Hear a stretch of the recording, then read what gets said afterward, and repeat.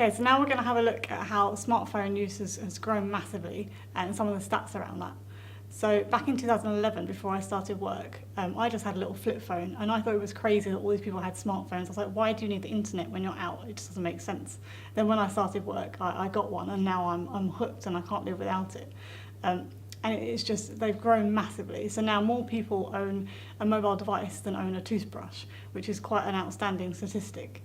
And of those people, they spend at least an hour and a half a day on mobile internet.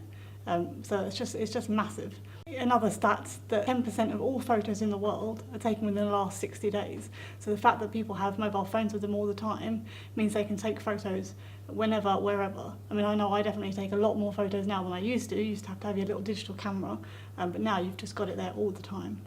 Okay, so now we can look over how technology has changed over time to change how we use the mobiles we have. So back in 1993 was when the first text message was sent, and we had our little Nokias and what are known as feature phones that literally just sent text messages, and you could make phone calls, and some of them had Snake, which was quite exciting back then. Then we got to when you have really basic mobile internet that didn't really do much, and I never really used it. Then I guess the big breakthrough was when the iPhone came out in 2007, and it kind of changed the boundaries, changed the goalposts for other companies to reach as well. So after we had the iPhone, then loads of other people entered the smartphone market and it became a huge deal. We also had BlackBerry, which was a lot used for business use, and then that kind of has faded away now. I guess BlackBerry still does exist, but now a lot more companies are moving to smartphones.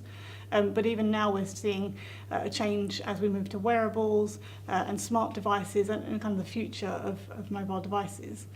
And as well as the change in the different devices that we've had, we've also seen a massive change in the internet. So as I said, back in the 90s, early 2000s, we had the very basic mobile internet that didn't really do much. Then it got better. Then we all had 3G, which meant that suddenly these phones became very, very useful. And now with 4G, it's even faster. And as we move into wearables and smart devices, that they will rely on the fact that the internet is available to everybody. And so that changes the way that we use the devices as that becomes more available. In 2014, the use of internet on mobile devices surpassed that on laptops. So whereas businesses always used to have to design their services for use on a PC, they now have to design it for use on your smartphone or your tablet or when you're out and about, and it's a very different customer experience, and businesses now need to think about that when designing their services. So the advantages of mobile include the fact that we can always be connected, and that inherently means that we're always social, so we can always go sharing stuff or tweeting, etc. And then we've also got the fact that we're connected means that we've always got location services, and that we've always got data.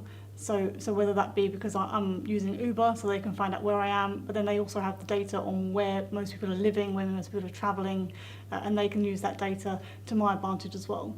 So on top of that, we've got the fact that phones are designed to be simple. That was part of the appeal of the iPhone, was that it is intuitive and it's so easy, you just pick it up and you know how to use it.